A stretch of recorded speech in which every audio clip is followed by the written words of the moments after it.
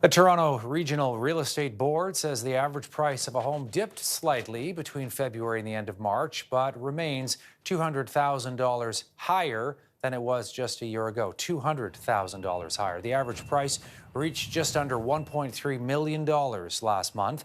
That's up 19% from March of last year, down 3% from this past February. With that in mind, a new survey suggesting more and more Canadians feel that buying a home is just out of reach for them, particularly among young Canadians. We're going to show you some of the numbers here from Scotiabank. 90% of Canadians, 90% between the ages of 18 and 34, are worried prices are going to continue to rise over the next year. 62% waiting for prices to come down before they buy, hoping that is going to happen. 51% say the threat of rising interest rates have put their plans on hold, making them more hesitant to make what will be, in all likelihood, the biggest purchase they ever make. John Webster knows it all. He's a head of real estate secured lending at Scotiabank. Hey, John, thanks for coming on CTV today. Pleasure to be here, Todd. Hey, home ownership out of reach for more and more Canadians. Is this a surprise now, these findings in this survey? What do you think? No, it's not a surprise. We've seen very, very strong demand pre-pandemic, throughout the pandemic, what people have described as a very hot housing market. But housing affordability is an issue, particularly for the respondents in the surveys. As you said, millennials are looking at prices that continue to accelerate, and now they're confronted with rising interest rates. So it's a bit of a double whammy if you've been sitting on the sidelines hoping to make a purchase. And you noted that what's a little bit inconsistent in the response is most people think that prices will continue to increase.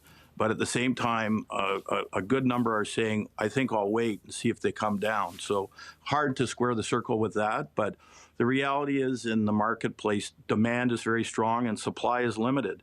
And we have a lot of household formation in Canada because of record levels of immigration, which is going to continue. And that's going to continue to increase pressure for dwellings. Yeah, good point. I know, more than 400,000 people on track to come to Canada, John, this year. So that's going to put a lot of pressure. These people need somewhere to live, of course. The budget coming out in 2 days from now. The government has indicated there may be some things in there for people who want to buy a house, try to make it more affordable. But this idea of waiting, and how that can actually be the wrong choice to make, because if you're assuming there's going to be some kind of correction, as you're saying, it may not happen. In fact, they might continue to go up, up, and up. Waiting for a correction is a difficult gambit for most prospective purchasers. One of the things it does allow is allows people to have more time to save for the down payment. And you mentioned, for many folks, that's beyond their reach currently, and a lot of them are fortunate to be able to go to the bank of mom and dad.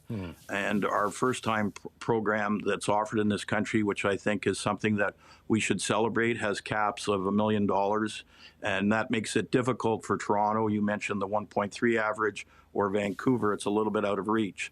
So if you're a millennial or you're a new purchaser, you're looking at rising interest rates, increasing house prices, and how do I save for that down payment so that I can make an offer on the place that I would choose to live? We're also going to show, John, what we got you here, just how it differs depending on where people live, and how people feel in terms of their confidence. If we can bring that up to give people a sense, in Ontario, 48% of people waiting to buy until prices go down. Alberta, it's 39%, BC 37%, the Atlantic provinces at 39%. I mean, what do you think realistically can be done here, John, to try and at least mitigate this issue? Well, I think that on the demand side, there's been lots of new rules and trying to make sure that lenders and borrowers are prudent about their debt service levels. So we have this Bank of Canada qualifying rate in this country, which currently is at 5.25%. And that's how we underwrite. We determine your ability to pay back the loan based on an interest rate of 5.25%, even when we were lending at 2% and 3%. Now, rates have gone up, but the rule is that it's the higher of the contract rate plus 2%. So if you came to see me today, I'd have to underwrite you on a 5-year fixed rate at 6%, even though, let's say, our contract rate's 3.99. So that restricts the amount that people can borrow, and it also reduces the number of those eligible. And most people aren't aware of that factor until they actually come in for a pre-approval for their mortgage, or they've entered into a contract and now they're looking to see what's the most that they can get in terms of a mortgage amount. John Webster with Scotiabank. Appreciate you coming on the program today, John, to talk about this. Thank you. Thank you.